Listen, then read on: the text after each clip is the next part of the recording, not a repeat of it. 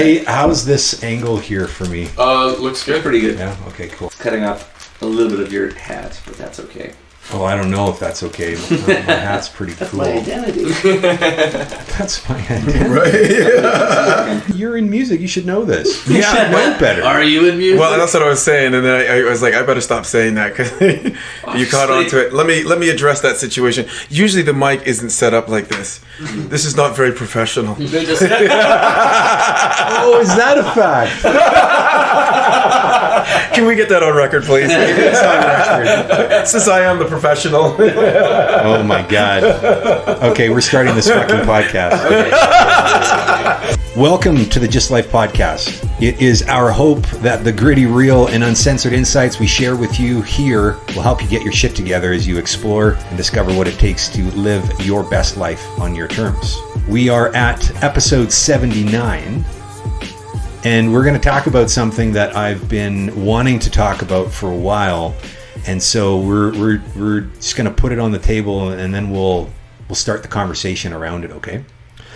It is about personal responsibility and entitlement. Yeah, I've been experiencing this nuance of feeling entitled to things that we haven't actually worked for, and then not doing anything, expecting it to show up regardless, and then wondering why we're not seeing it in our lives. Like it can be anything, right? And so I want to talk about what this looks like, because actually entitlement, personal responsibility,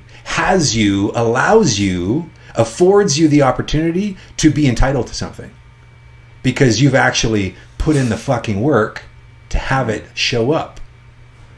So I'm going to throw it to you guys. I want to hear your perspective. So let's talk about personal responsibility and entitlement. Well, yeah, definitely. Let's do that. And what's also interesting, the way that you phrase it, you seem like you've experienced something recently. It'd be interesting to hear what that was. Why? Throw it right back at you. Just to set that, Well, it's less about me and more what I experienced from an observation perspective. So I'd much rather not bring that to the table, because it's not for me to say, actually. Okay. Now, that said, each and every one of us can most definitely bring something to the table to deepen what this actually means and how we relate to it, right? As a thing that we're striving for, as a thing that we're frustrated by. Yeah. Why isn't it happening yet? We all got one of those things. So we all get to be a bit vulnerable today. Yeah. Well, let me tell you what popped up for me when you said that, and it just automatically went there when you talked about being entitled, which we covered it a little bit before the show, which you know what I'm going to say, right? Yeah. White privilege. Oh shit! That's which is interesting. That's where my mind went instantly. Growing up in this society, and I haven't been raised in the States, but hearing some of the stories that my parents coming over here from Barbados, that's where my family are from, and hearing the struggles that they went through, getting a job and being sometimes even denied because of perceptions of their capabilities was astonishing to see. And I still get to see that a little bit now, right? Where for me, I feel like I have the mindset generally of I have to hustle and really work 10 times as hard. I don't always do that, but that's usually in the back of my mind. Is that that's true? Can I add something to it? Just the strange thing is like there's always this notion that, if we're gonna go there, white people need to be quiet. We can't say anything. We can't speak about it. Which is odd. I've never thought that. Isn't it? Right. And so never thought that. If that's the case, that's fine. I'm okay with observing and learning and understanding, but there's a certain threshold that we cross over when you observe, learn, grow. Is it now that I've gained all this knowledge, is it not my responsibility to share and open up that dialogue? So the idea that you have to work 10 times harder, I don't think that's exclusive to race. I think that's more exclusive to class. And so I would almost argue that the idea of white privilege is more a nuance than it is a reality. Whoa, yeah, that's, I would have to disagree with that. yeah, Pretty real, uncensored. yeah, right. I've never had a chance to share this conversation with somebody, so it's interesting That is that we fascinating, can talk about and it's good to see different perspectives. I'm gonna let you finish. The reason I disagree with that is simply because I've personally experienced what it's like to benefit from the privilege of being not only a male but a white male, right? Especially in this society. I've gotten jobs over other ethnic groups simply because of the color of my skin and because of my gender. And the reason I know that is because it was explicitly told to me. Oh my goodness. On top of that, I used to date a girl that was from Trinidad for about 10 years, and I got to I used to think back in my more naive years that racism had been pretty That wasn't that long ago, by the way. has been pretty much eradicated, which is a stupid thing to say. And easy for me to say. No, but it was how you were raised. Like, your parents taught you not to be racist because they grew up in racist environments. I know that was how I was raised. This is a really interesting point. So our parents definitely raised us with a high moral standard. Mm-hmm. Now, this is perfect for the convergence between entitlement and what I believe I'm able to do, should be able to do by nature of where I'm at, my stature, what I believe is true, regardless of if that's actually so in the world. Mm-hmm. It's true for me, and so I end up taking an action. My parents will say things, have said things about cultures where I'm like, whoa, a jaw dropped on the ground in my mind going, what the fuck did you just say? But there's no maliciousness there. But that's the problem. Ignorance, yeah. That's the problem. There is no maliciousness. I didn't mean anything by it. Fuck that shit. Because of your entitlement or wherever you came from and whatever story that you got delivered, you felt that was okay to say? I'm sorry. That's now where personal responsibility comes into play. Because when you have to speak up. Well, yeah. And when listen, most of us, I'm hoping anyways, deep down, there's this thing that goes, maybe I shouldn't say this. Now, how loud that voice is all relative to how much ego is driving the show, how much entitlement is in the place. That's coming from our frame, though, right? Like we said, my parents raised me not to be racist, but then every once in a while, my mom will say some racist shit, and I'm like, Jesus, Mom, you gotta calm down. Right. Like that, you can't be out here operating like that and treating people that way. So the frame now that we operate under is like, where I'm trying to think forward, right? I acknowledge that there is a history. I acknowledge that there is some systematic things that are going on. There are problems in the system, but I look at it overall, right? Because I come from a poor family and I've had no privilege. I understand. I've never been told once that I got a job because I was white. I've never been told that. But you have benefited from your privilege. And see, this is ignorance, right? You don't know what you don't know. It's automatic sometimes. In my frame, from the little box that I've lived in my whole life up until now, you know what I'm saying? This is what life looked like. Now, take it a little bit deeper, and if you go into the idea that when I teach my boy to go out into the world, there's a certain criteria I gotta put in that list of things that, right? Mm-hmm. Your list is a little different, isn't it? It is. It is a little different. There's more obstacles. Now my question is why? Mm-hmm. Why would you do that? And I know the answer, but I want to hear it from you. Why would you add the extra things like because you're black, you need to be extra careful? Because you're this, you need to be this. Why would you add that in?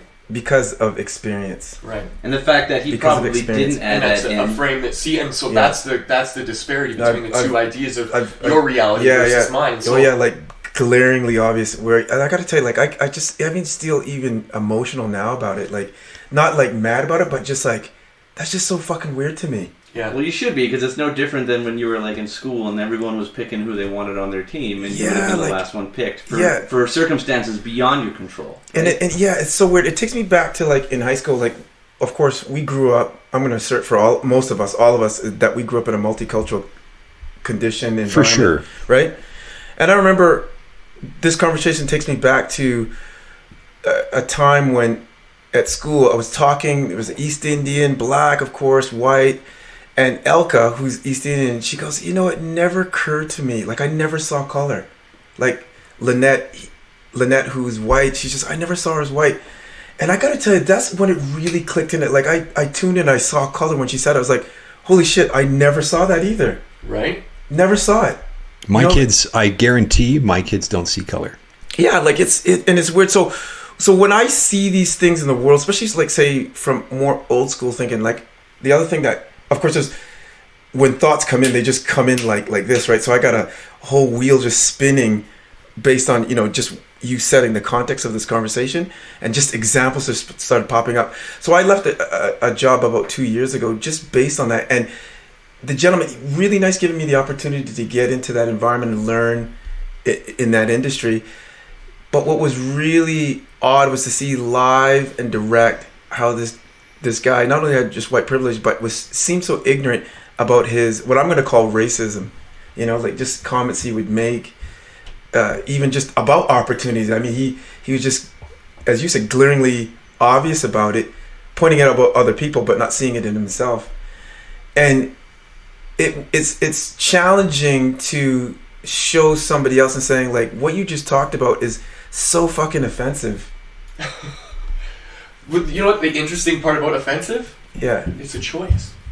What do you mean, like me seeing it as offensive? Choosing to be offended by something. Yeah, and here's you assign it, and then it becomes your program. I agree with that. I agree. Like, I choose it to be offensive, and it's so hard to ignore. Like, because it's an injustice, and so exactly. Degree, it's your responsibility to correct it. Almost. It's almost like, in a sense, like the Me Too movement, or some girl gets just tapped on the ass. You know, It kind of feels like that. Where it's just like, I could see this differently, but why the fuck did you do that to me? Like, why did you think you could come up and just... The problem is on the person that's delivering it, right? Because, like, it doesn't need to be a big deal. You know, some guy just slapped some girl in the butt, and he didn't actually intend for anything more to go from that. Exactly. But it's a disrespect, because it's basically showing that I'm entitled to touch you any exactly. way I want I'm entitled to treat you a certain way. You don't get any say in that, and that's obviously offensive, and that's when like this sort of discourse happens. Great. So there's two ways to deal with it. And I like what you just said, because it is the way that, in the end, the way that you choose that, and why I say that is because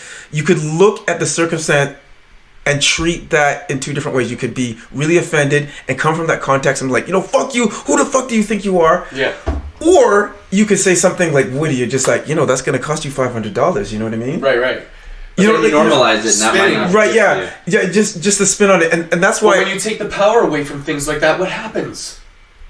When you take the power away from something, it doesn't go away, man. It does not go away. This is a belief that I think is hardwired into you to believe this, and so that becomes your understanding of the way that you frame the world, is that there must be this and this in order for the world to operate.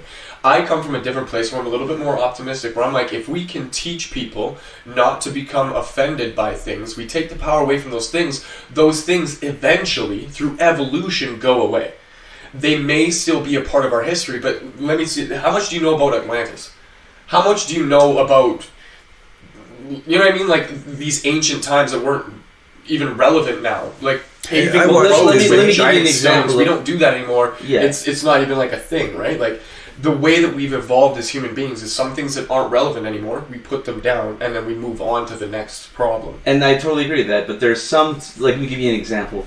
You know, like there's no way it would be acceptable for us to normalize using certain derogatory racial slang in regular conversation, because, and the reason that my understanding of this is simply because there's a lot of emotion and a lot of trauma that is attached to those words. Right. Words carry power, and even if we just say it willy-nilly, so if I would go around saying the N-word willy-nilly, but I'm not actually believing myself to be a racist, and me believing that power of that word doesn't affect people negatively, that is ignorance on my part. Right. Because for a lot of people, especially still some people I know now who are subjected to those comments, it evokes in them a kind of trauma every single time they experience it. I have some friends that will literally punch you in the nose without a second thought, and other people who like don't even realize the word exists. Yeah, and to be clear, like for some people, they might react that way violently. I don't think violence is ever the answer. But to give you a cheap example, I had a friend of mine who experienced a lot of trauma when she was younger in regards to that word, that slang, where she was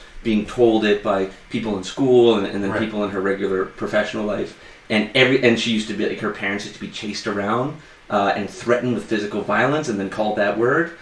So every time she would hear it, even like as a joke or even in rap or even in a community of people where it's socially acceptable to be saying it, she would experience that trauma, that emotional raw trauma every single time. It was literally like invoking it. It's post-traumatic. It's stress, post-traumatic, essentially. yeah. And there's a way of dealing with trigger this. to bring about that. Yeah. So my reasoning is, if there's like, what is the point in saying this word if it brings so much pain and anxiety to people? There's no reason to continue perpetuating it if it brings that much trauma. It's a framing thing, right? Because some people say it as an endearing term. Some people say it as a derogatory term. I guess they do. Right? They do. Right? They do. It's just weird to hear it as like an But you endearing term. know, this still relates because is it, going back to a little bit what you were saying, is it just the word? Because realistically, it is just a word. It is just a word. Right? And it's like I see Pavlov's law in motion here. Ring where the bell. Ring the bell, and she just or I imagine this, she responds, right? Yeah. I'll give an example in regards to that word. When I was younger, I was also called that. I still hear it periodically now, but it rings differently now. And what happened was, me and my best friend at the time, who was also a brother, we were coming out of school, and some white kid calls us the N-word, and we went and started beating him up. Like anyone would know. Yeah, right. Like, all right, we're gonna show you what time it is. We'll show you how big of ends we are. Yeah, right. But it's interesting because as I tell that story, I remember laying some licks on him, and I was thinking, not is this right, but like, when you kind of feel a little bit off. And I went and told my dad about it. It's like, we went and disciplined somebody for using the N-word on us, and he goes, "Do you know why you responded that way?" Genetically, from maybe your lineage. Could be an inherited trauma. It could be inherited trauma. It could be. It could be. So he goes, "Do you know why you responded that way with violence?" And I go, "Yeah, because he called me that." He goes, "No, because you think you are. Ooh. Oh, that's why you responded that way." You. Jeez. So your culture, yeah, uses brother often. Yeah. In that same manner. The endearing manner that they would use the other word. And it's so interesting. Like, I can't even say the word. Brother? I just don't. No, the other word. Again, brother, really right? dangerous. Yeah, but the N-word then, yeah. It's fascinating. Yeah. Why, when I hear the word brother and when I hear it from a brother, it is only, it only feels good because of... I've had guys tell me, don't call me that. I get that. Okay, don't that's... say that to me. Don't act like you know me. Right. Yeah. Like, that were ethnic that said that? Yeah. And that's interesting too, because it really points to what you just said, is in what you believe you are and how you're associated to that word, or how the other person is associated to what is allowed or appropriate or whatever. And then it's just an automatic thing. Like we said, like we don't even realize it's happening. It's so strange, just like when you talk about your experiences with the word and with everything else. When I was a kid, being gay wasn't cool. Like, it's like now it's like a mainstream thing. Like, everybody just wants to be gay because it's cool. It really has the pendulum swings. You know what I mean? The pendulum swings. Yeah, like there's a lot more acceptance than there was when we were right. Yeah. So growing up, I was called the F word a lot. And gay slur. It had a negative connotation for sure. Yes, and Dave Chappelle said this one last night. Right. I love he screamed it too. But see, now I remember there was a moment for me where I was like, "Fine, I am that." But guess what? Doesn't matter to me. You know what I'm saying? And I'm not. Like, I had a wife and a kid, you know what I mean? Like, I'm so far the opposite of it, but I've been beat up for it, I've been called that, I've been, my whole life. Was it just like they were trying to find something to hurt you with? And this is what I want to go, this is what I kind of want to speak to, is that level of like inherited trauma, or that programming that comes from their parents and their parents' parents, and like, forgive them for they know not what they do. And this was a maturity thing that as I kind of got into that place, like, sometimes, like, I don't believe that my parents are racist, but every once in a while they say some shit and I'm just like, God damn. But also, like, their parents before them were probably extremely racist. I don't know, because they came from completely different countries, but you understand this idea of, like, it just kind of gets passed on. You have to know this. You have to think this way. This is how you have to be in society in order to fit in. And so, to me, like I was trying to say before, like, I'm a very forward-thinking person. Like, okay, if we take that away now, and we don't even acknowledge that it can be bad or good, and we just ignore it, then it becomes something else. Censorship on the radio used to be everything, but now they say bitch and they say ass. You know what I mean? Yeah, isn't that something?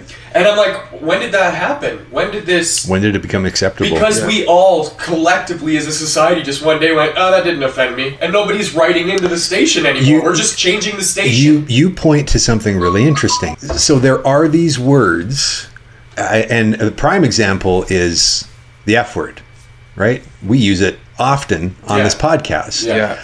I grew up, that was the equivalent to the N-word in our house. You do not say that word. Right. And the once or twice that I did say it when I was like, I don't know, 12 years old, I got soap in the mouth. Oh, yeah, that was fun. Literally, that was a thing. It was brutal. It was a thing. I don't recommend doing it. Some of my friends, they told me stories about, like, hot sauce and, like, some other crazy shit. Yeah, well, but now that word, like, in my world, so I look at my dad and then I look at me, and I have unfuckable with on a poster down here. Right. That's and right. when he comes down to check out the podcast, because Patrick's like, hey, come check out the podcast room, and I'm like, what the fuck, dude? Knowing what's going to unfold. Yeah. All he was obsessed by was that poster. Yeah. He could not see anything else. And then we had it for about 45 minutes, a conversation about why it's a filthy word. His words, that word is filthy. I'm like, why is it filthy? Well, it's based on sexual. I can't even remember what he said. Human beings. Yeah, but hold on. Like his field of view of that word, by nature of society influences, those types of things, where it was just constantly being defined in that lens. Had him be viscerally reacted by that word because it's filthy and it's degenerative, and then I said, okay, I get that. Do you know that it is the most diverse word in the English language? In any sentence. That you can actually, it is the most effective way to elicit your state of emotional, like where you're at emotionally, than any other word in the human language. Yeah. Did you know that? And he was fighting it tooth and nail. But I was, in this case, I wasn't going to give up, because it's not a filthy word. Yeah, it's a triggering word, most definitely. Contextually, right? It's all in context. Yeah. Now, the N-word hasn't quite hit that like, spot what yet. The fuck or fuck you. Two very completely different things. Yeah, the N-word and fuck, for example, are different categories, because one is like a general word that doesn't like specifically. It hasn't classified a type of totally group of people that have been disenfranchised. And well, here's the thing. Then this is like the icing on the cake. It was brilliant. So we're having this conversation, and my mom is there as well. We were here for Maya's birthday, which they don't celebrate birthdays, and so they don't celebrate. Are they Jehovah's? Were they Jehovah's Witnesses? Yeah, okay. Yeah. They're not Jehovah's. They worship Jehovah. That's the God. Just to be really responsible for our language. That's funny. Not that it does matter. Anyways, so they're there under the guise of a barbecue, and it's really a birthday, and that's a whole other thing about. It fits in here somewhere. I don't know quite where, but. So she's listening, and my dad and I, we have very similar energies. I will make my point, and he will make his point, and we will die on our hills to make our point. Apples. But in this case, now in most cases, I am the one who relents. I'm not interested in going there because for the most part, it's about something that I really don't care to dig in. And in this case, I said, no, fuck it. I'm going to make my case here so that he understands. And then something interesting happened as we were having the conversation. Mom was talking about an experience that happened, and I think it was about some family matters that were going on, and he was very frustrated by it. He's like, "It's unfucking believable." That's what he said. And mom pointed it out. He's like, "Oh, you know what? Actually, now that you say that, I do remember when you used that word because there was no other way for you to express where you were at in that moment." Mic drop. That was it. That was all I needed because it's not a filthy, degenerative word. That is an artifact of an old way of thinking that has been influenced by a very narrow field of view, and you already know it, Right. but you're holding on to it. But you also know what else it can do because you used it. Mm-hmm. And this is the thing about personal responsibility. We know I am never going to drop that word. Never, ever going to drop that word because I know the weight in which it carries. It can also be an emotional relief too.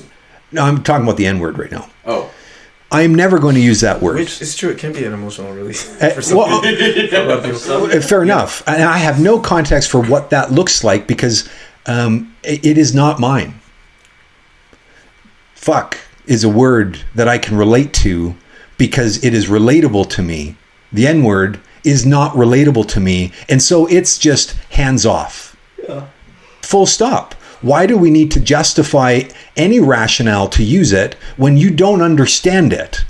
It's kind of like the same, and I just want to steer it back to the original premise of the conversation, but it's kind of like the same with, there's been this transgender movement where people are really insisting that we, use specific pronouns to refer to them by because for them it makes them feel like they identify with their proposed gender. Personal responsibility. Personal responsibility in the sense that if you are aware that saying this certain word to somebody is going to make them feel bad, what kind of do you want to be an empathetic, compassionate person? Yeah, where do you land on the spectrum? Before it used to be miss and ma'am. If you mix those two up, you could be very insulting to my wife gets really, really triggered by senora, which is miss in Spanish, and she's like, "You don't call me that." You don't do that? No, because it's an old lady thing. Oh. Yeah, see, and check this out, okay? So most young ladies are going to hate the word ma'am, and they prefer miss. My girlfriend, on the other hand, when one time, it's just kind of like a natural habit. You know how you feel language things that you just do every once in a while? She told me to do something. I'm like, "Yes, ma'am." And she was like, "Ooh, that's like when you say that, right?" But why? I have no idea. Let me tell you why. Because it's an authority thing. No, yes and no. It's a power dynamic. Yes and no. Here is why, and this is my speculation around it, is that you acknowledged her and you gave her a level of respect that deep down she's never really been given very often. And so it really made a positive impact. Yeah, that ma'am was you indicating to her that I am in service to you because I admire, respect, love you. Yeah.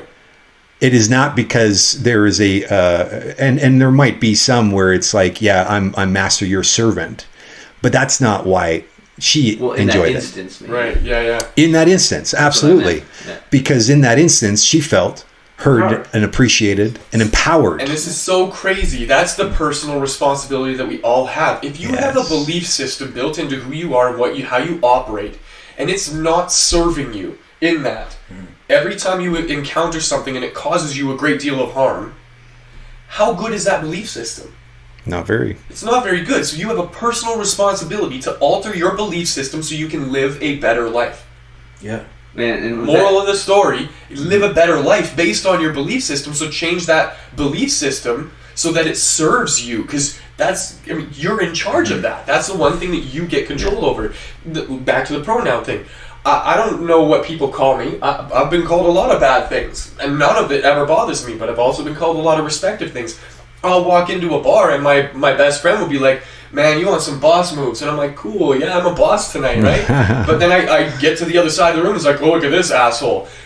In the same, you know what I mean? Mm-hmm. So I just choose not to give too much power to either one. Yeah. I'm not going to get so big-headed that I'm the big boss that when somebody calls me an asshole, I'm like, no, shrivel up. Or you do the extreme and you feel justified now in being big boss. Right, and so if somebody says something like that, I got to back up big boss. Exactly. Which means now I'm drinking, so I'm intoxicated so I can fight somebody and prove that I'm a big boss. To who?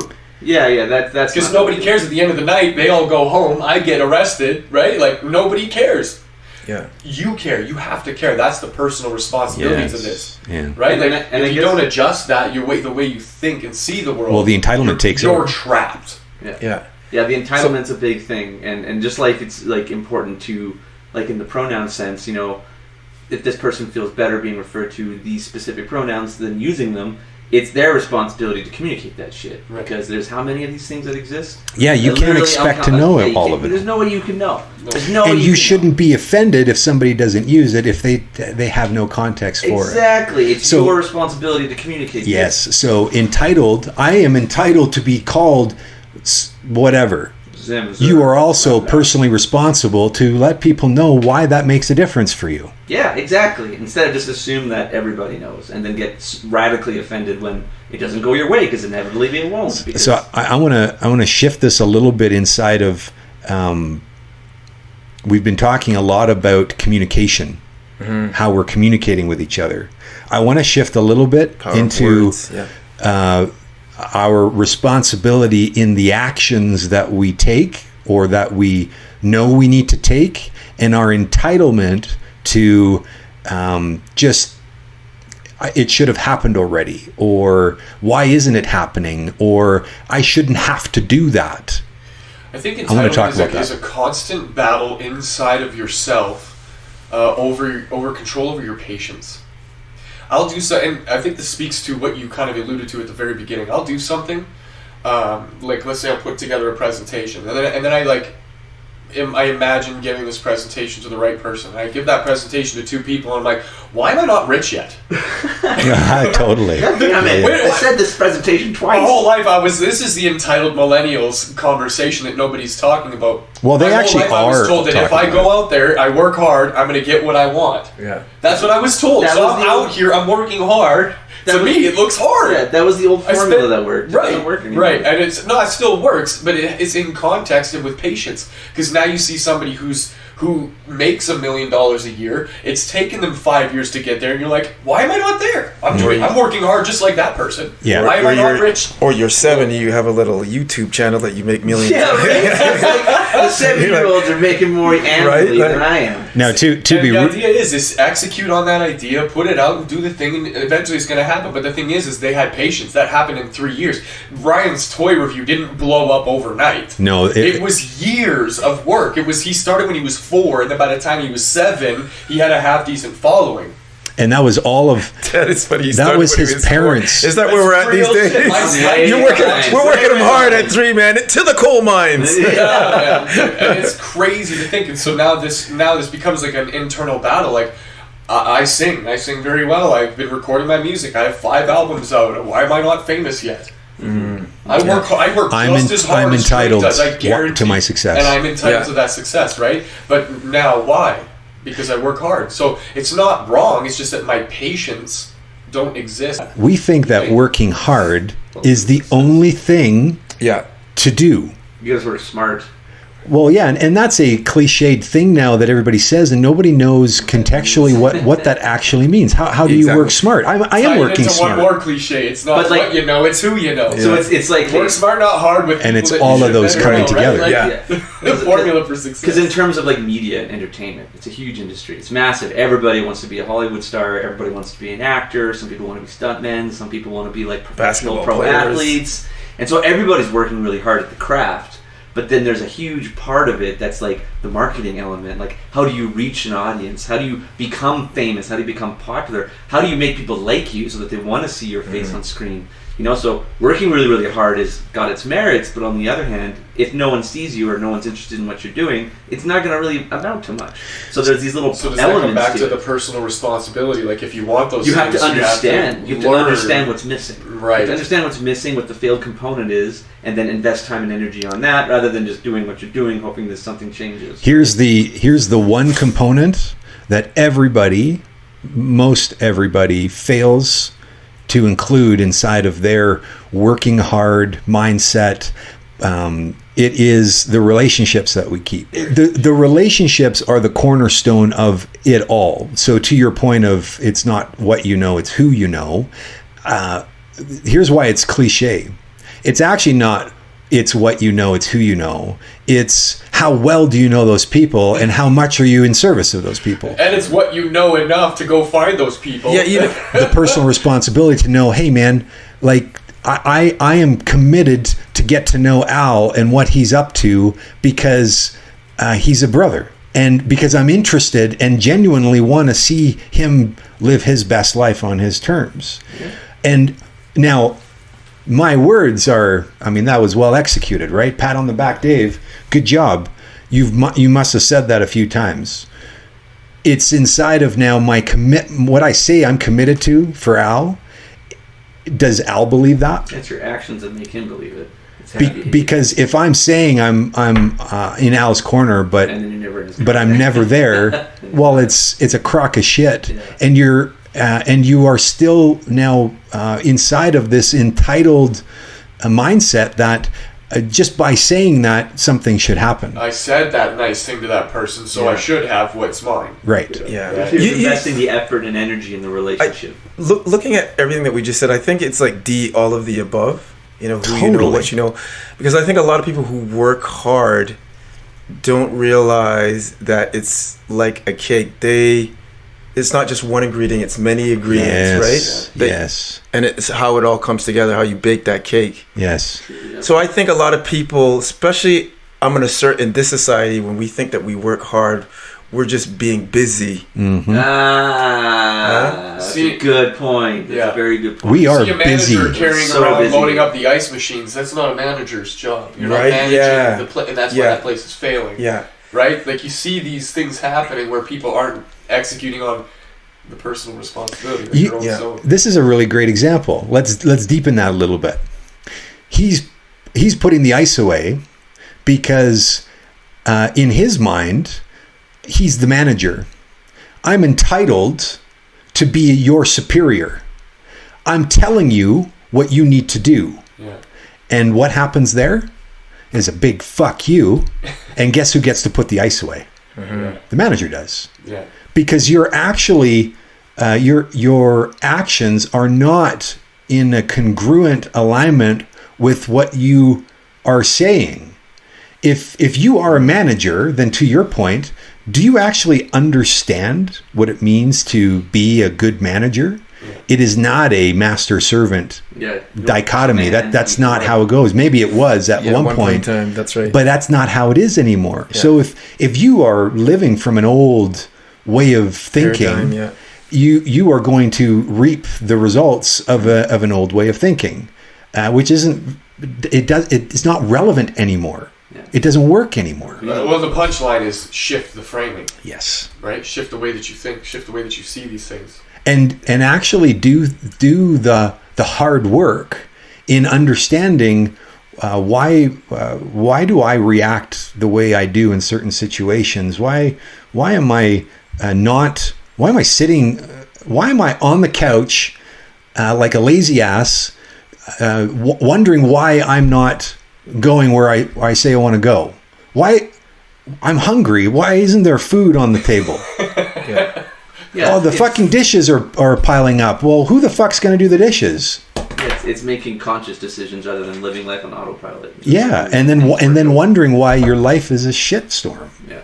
Right? Like, it's so simple, and it's the hardest thing. It's self-awareness. It's self-awareness, really, really true, like radical self-awareness. Because there's a level of self-awareness, like, yeah, I know myself. I know I'm lazy. I know I procrastinate. I know that's not.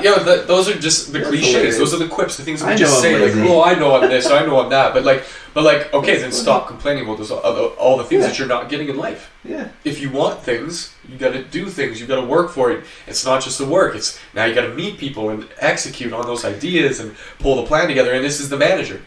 If a manager doesn't know how to manage, he ends up doing the tasks. Yeah, the opportunity is to learn how to really manage people in this day and age. Yeah. To lean in and take ownership for what it takes to do the thing, because the thing needs to be done, and we want people around that feel good about where we're all at, and so you just get to own that little piece of the pie. So then the most important part before that is how you manage yourself. Absolutely. You can't really manage anybody else if you have like the worst habits that anyone has ever seen. Well, and to your point about the I'm a procrastinator. Oh yeah, no, I can't wake up early. I got no time to go to the gym. I don't know how to eat properly, or I don't know how to cook. Yeah. Those are the opportunities. They're not what defines you. They are not the thing that has you be the human being that you are creating in your world. That is your place for growth. And the funny thing is how quick it is, at least in my own context. Like, so I'll give you an example. I've been struggling to wake up early the past little while. That's why I said that. In the morning. Nice dig. And I get now mad you can take your knife back. I would get mad at my friend Mike because he's staying at my house, and like, we're gonna wake up in the morning, we're gonna go to the gym, we're gonna get all this stuff done. He's always on board, and I'm just like, cool. He's always a yes guy. Yeah. And then push comes to shove, the time comes, and I wake up, and it's like, whatever. My alarm clock went off, or I turned it off, and I was not even conscious of doing it, because sometimes it's like I'm in my sleep, I'm in my dream, and I'm like I trained my body to turn it off before I'm even awake. Right yeah, exactly. Like present Pat, like always screws future Pat over all the time. He's the worst, most unreliable guy. But then I wake up being like, damn it, it's like 10 a.m. It's like, I can't rely on Mike. I can't rely on these other people that are supposed to wake me up. As if it were their responsibility that I wake up on time, like I'm a kid again. Right. And then I catch myself in this thinking, and I'm like... Oh, but you set yourself up that way, right? I do, yeah, because I stay up super late at night. Well, no, not... That's part of it. That's part of it. Yeah. But actually, you set yourself up because whether you're aware of it or not, in the background, you're saying, okay, Mike's going to wake up. Yeah, right? I can rely on that. No, I can't. Yeah, this is the autopilot. But and you actually know you can't rely on it, but you're hopeful. It'll change this time. Maybe it'll change this time. Oh, the irony in that! Because how many times has it not changed? Many times. Well, but that's the thing. Maybe it could change the next time. And who gets to be the one to change it? I mean, I get to be the one. You have to be the one. I'm the only one that I can really depend on, in the sense that I'm controlling my own experience. Yeah. I can't depend on someone else to do that for me.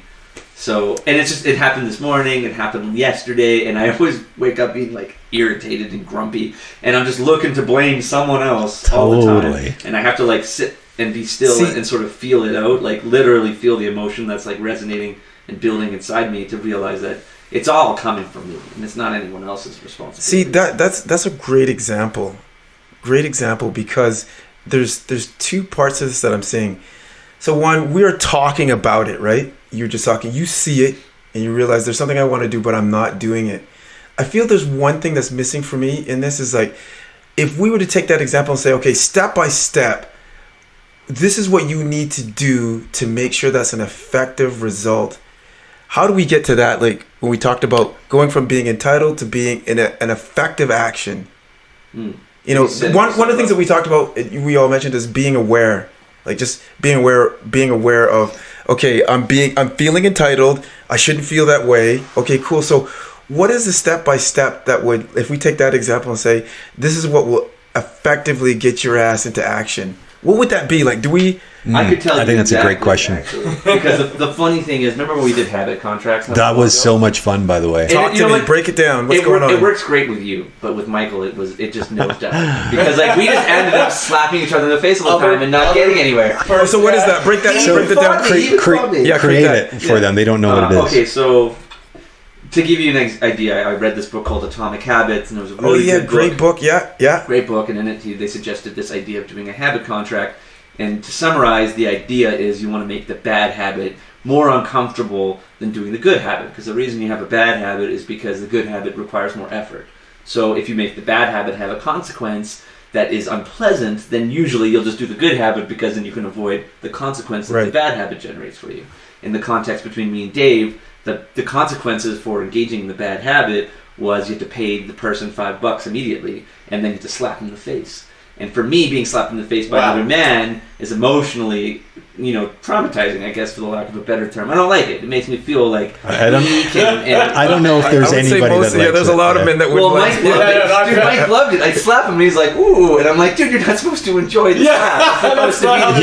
You weren't slapping hard enough. I was slapping him pretty good. In fact, I was getting so good at it that I wasn't physically hurting him. But the idea of the slap isn't to like hurt someone or knock them out. It's to create this like sort of shock, discomfort, like an electrical enough to like jar you. But for him, he's into that stuff, so it didn't work. He enjoyed it. So I'm like, no.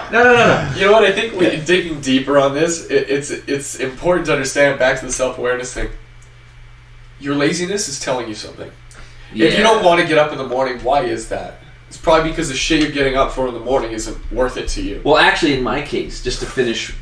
It was what I did the night before, because like I'm failing to set myself up for success. And when I went to this Void VR Center just a couple of days ago, I met with my friend Tyler, and it was like, when you see someone that's doing all the shit that you should be doing, or maybe you try doing it for a while and experience some success from it, and then you just fell off the wagon. Yeah. You see him doing it, and you're just like, damn it. Like, it's just a reminder that you're like, I need to be doing that again. What am I doing? I just stopped doing it completely. And he'll set himself up so that he's basically ready to go the next day. So he'll prime his like workout clothes. He'll have them all set up there in a little bag, duffel bag, sitting on top of the door, and then by the door. He'll have like his bowl and his cereal ready for breakfast so that he's not scrambling. He has everything set up for the morning so that when he wakes up, it's all done for him. Building a system so that it's like less resistance when you wake up to having to do it because it's all done for you. I'll do this. I know if I have like something important the next day and I was like up late with friends or whatever, like drinking, I do that because I'm like, tomorrow I'm not going to be in the right place. Because future Devin is unreliable. Yeah. He's going to be like, the coffee and the Keurig, the cup ready, and my bowl and cereal and everything. I'm like, I'm not going to have to think at all until I'm on the road, and then I'm good. And so,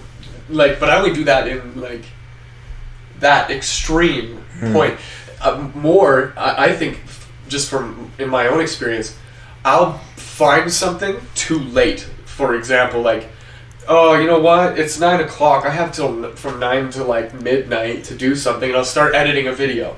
and then 3 o'clock comes around, and you're like, shit, what did I just do? Well, it's already 3 a.m. You got to wake up at 8 o'clock, or Dave's gonna be mad at you because you're not here. I'm not gonna be mad. I'm just gonna start without you. Yeah. and this is it. It's like having the social group to hold you accountable to it. Yeah. Made it a little bit easier for me. It's like, oh shit, I can't let these guys down, especially when you have spent so much time prepping us.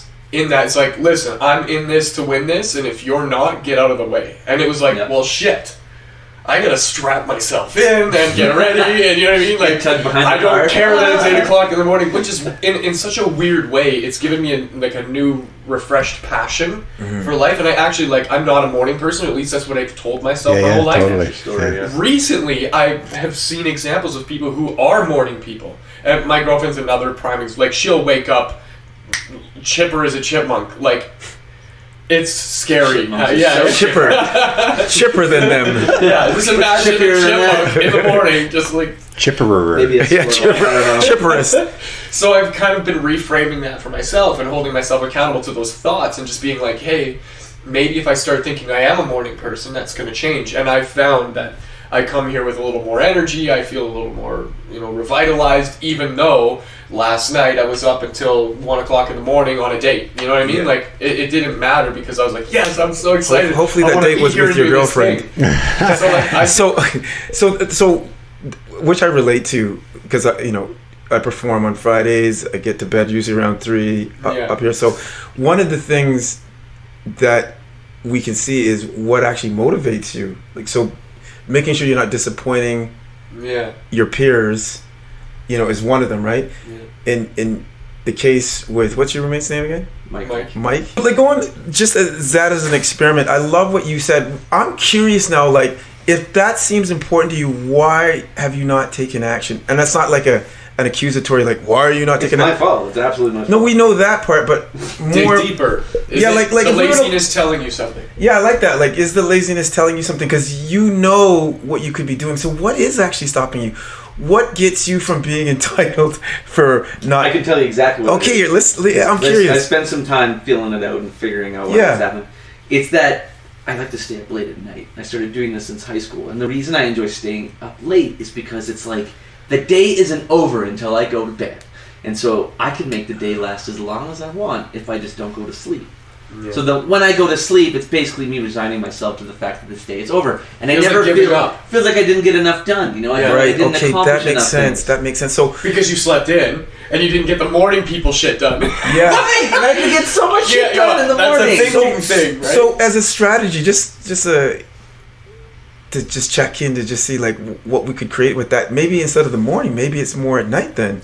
Accept it. But you accept it. I've tried to accept it, but then I realized that, again, it's just a crutch. It's a habit that has been cultivated for like over a decade. Yeah. And it's like, you know what? Things aren't working with this habit because I'm not really getting where I want to go. And I'm missing out on a lot of things in the morning, which seems to be when the real hustle happens. Yeah. Why don't I just try switching it around and see what comes from that? Mm-hmm. But where the failure comes in is that, like I said, future Patrick, especially in the morning, isn't the most reliable guy because past Patrick loves to stay up all the time. You know what? I need to switch it around and just see what happens. I like when you use the word "I need to." Instead of saying instead of like I get to, like sometimes, and the reason why I say that, going back to the atomic habit, there, I can't even like argue with that. I should have said. No, not that you should have. No, I did it again. No, it's quite telling. And remember, I'm not saying this as a way of accusing you, like, shame on you. I know. It's more like really like being curious about it. If we were to take that as an experiment and see if we could alter that, what would that actually look like? Like, for example, when you talked about the atomic habits, there's a lot. Because I just finished reading it, and for me, there's a lot that's missing. Like, one of them was creating the contract. Other is like is creating the environment. Other is also how you talk to yourself. Yeah, what words you're using, right? Self-dialogue. So when you said, I thought it was perfect when you just said like I need to and I should, like that as actually almost feels like it's a responsibility you don't want. It's a sense of maybe you might be even resisting subconsciously, right? I would definitely am resisting subconsciously. As a tool for myself, I'm really bad for like eating. I'm really bad for going to bed. I'm really bad. Like I kind of relate to you on such a deep level with this. You know what I started doing is like, I just set alarms. People make fun of me for my alarms all the time, but they build these habits, and I don't have to think about it again. Now I'm like 1 o'clock, my alarm goes off. It says go to bed. And I know that seems really surface. You mean to schedule yourself that way? Yeah, and so I'm like, shit, 1 o'clock. It means you gotta like wrap it up, you know what I mean? And so you get this like half an hour where you're like, okay, fine, now I'm in bed. But the cool thing is, I know I only need 7 hours of sleep, right? Yeah. So I can still wake up 8 or 9 o'clock and feel refreshed, feel energized, feel ready for the day. And now when I wake up, I have to tell myself, like, you got your 8 hours, bitch, do this. Right. And the cool thing is now I've patterned that to happen. And my body starts to respond to it. Here's even more. In the morning, 9:30, I have an alarm that says meditate. And so when I have the opportunity, you know what I mean? I will do it. So I'll not do it because it's like weird meditating with my girlfriend around, and because she always makes fun of me, and I'm like, I just can't get in the headspace for it, so I just don't do it. But then I'll have another one at 9:45 that says eat. Because I don't eat. I don't. I just wake up and I go. And I'm like, oh yeah, shit, grab a bowl of cereal. And what's weird is, I've been doing this now for probably 6 months. And like 9:30, 9:45 rolls around, I'm like, oh, I'm hungry. Yeah, you're building those systems. Right? And so you begin to reprogram yourself. I learned this by accident, actually. This guy, Jordan Harbinger from The Art of Charm, my first podcast ever when I was young. He had this idea that to adjust your posture before you entered a room. Oh yeah, I do that shit. So that it changes who you are, but it changes everybody's first impressions of who you are. So you use the door frame as the mental trigger. So what he said is just put some sticky notes around your house, so that when you walk through that door frame, you're like, oh, sticky note, and then you adjust your posture. Now, you program yourself over time, have patience, you program yourself over time. Every doorway you come through now is going to be that. And the power behind that is now you do seem confident when you walk into that room. The belief is shifted. That is so dope. And so the whole dynamic so shifts. Yeah, and everybody in that room now treats you differently than when you were walking in unapproachable and grumpy. Right. It's crazy. These little triggers that you set for yourself to program. Yeah, you're pointing to something that we're getting to with you, Mr. P, Master P. Master P. Master like P. it. That's kind of like the ma'am. Be like, oh, damn. I like get enough of that as a child. Continue. You may proceed. You have my attention. Master P's listening. So you found a system that worked for you, and one of the things that in Atomic Habits that they talked about is starting off small. Yeah, micro, like 1% changes over the course of a year. I'm just curious, like, what is that? Because you've had over a decade of practicing a certain way, and it feels comfortable, and you just don't have to think about it. What is something that you saw just in us discussing that you could slowly start to transform? What would that be? Well, it's my morning ritual. And when I did this contract with Dave, I actually had quite a bit of success with it. And it helped a lot having some accountability because, whenever you let yourself down, it can be pretty debilitating. But maybe you let it slide enough that it doesn't bother you as much. But letting down another person can be very devastating because now you feel like you can't trust yourself and this person can't trust you. So the accountability part was nice. But when it came to changing my morning ritual, the biggest issue I had was that when I wake up in the morning, I got to do all this stuff. And it seems like this overwhelming task. So when I read this Atomic Habits book and he was introducing the concept of like a 1% change, I would turn like my morning push-ups into from 50 to 10. I would do my 30 or hour-long meditation to 5 minutes, 10 minutes, and then what would happen is I would do it. I would show up. I would master literally the art of showing up just to do the bare minimum. So I didn't feel like it was an overwhelming task. But while I'm in the thick of doing it, 9 times out of 10, it never felt like it was enough, and so then I would just end up doing more because I was already doing it. So it's like, well, why stop at 10? I still feel like I have energy. I can do another 30. Which he discusses brilliant. Yeah, and so, but then I have my days where I'm like, I have no energy for this shit. I can literally just do 10 push-ups. I got maybe 5 minutes of stretching and a meditation, and then I gotta go.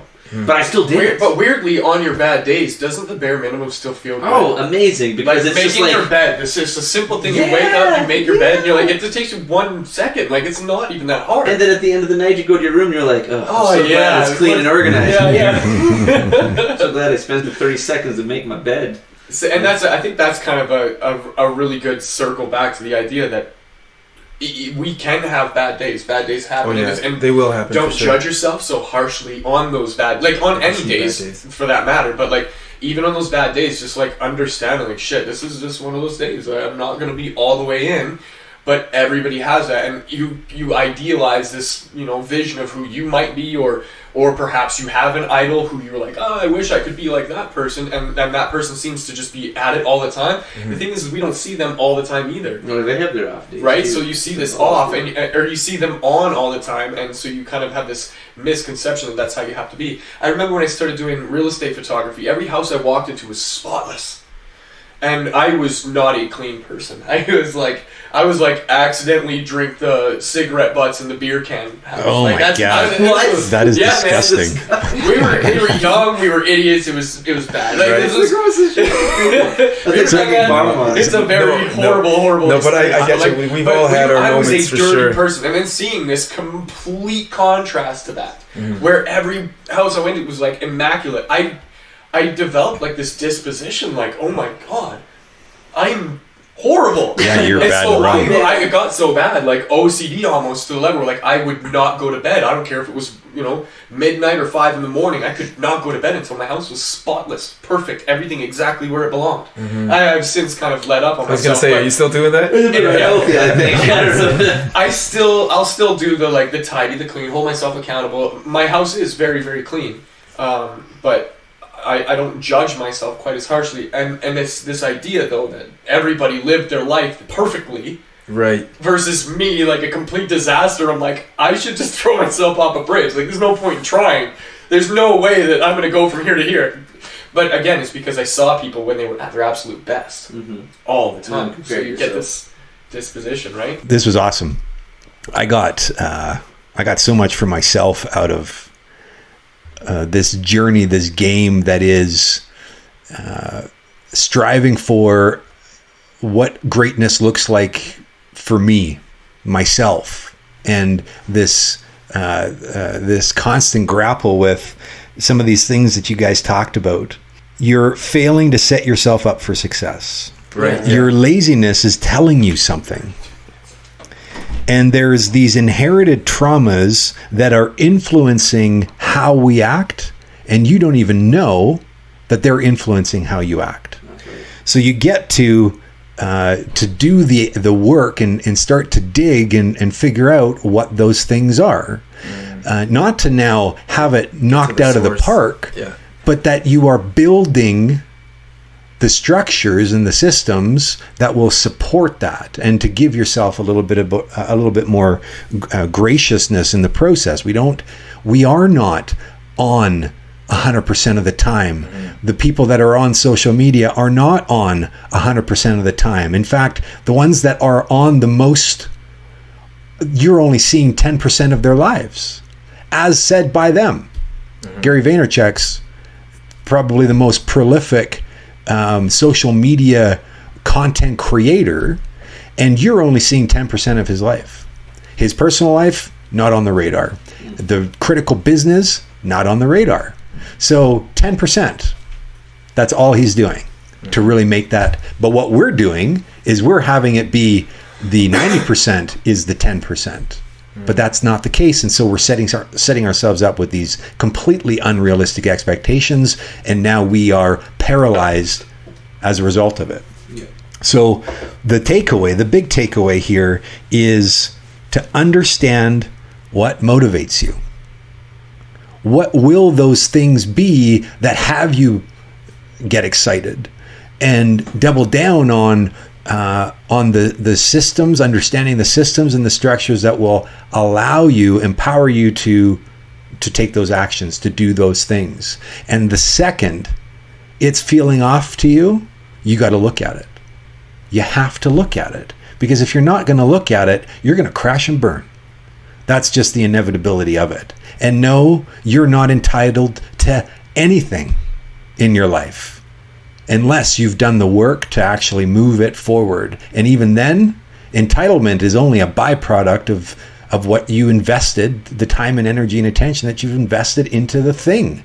Owning a level of outcome independent thinking. Not worrying about the outcome. If you're going to do something nice for somebody, don't do it because they're going to do something back to you. Absolutely. Do it because you actually give a fuck about being nice to somebody. Absolutely. And if you don't give a fuck about being nice to people, I feel sorry for you, for one, and you're going to have a hard run. That's right. Because that is the new currency. Yeah. The new currency is the ability to have empathy and compassion for others and be of service without having anything coming back, because it's not about the thing that comes back. It's about what you did and how you impacted and improved in somebody else's life. And don't go 100% in either. You can do 10% in being of service to other human beings, and the what we get back, like the compensation that comes from that, is going to be huge. But you got to be willing to do the work. You also got to take care of yourself too. Well, absolutely. And that's why it's only a 10% thing, right? It doesn't take a whole lot of work. It really doesn't. It's just the level of commitment. That is the hard work, is the commitment to do and take ownership with whatever it is.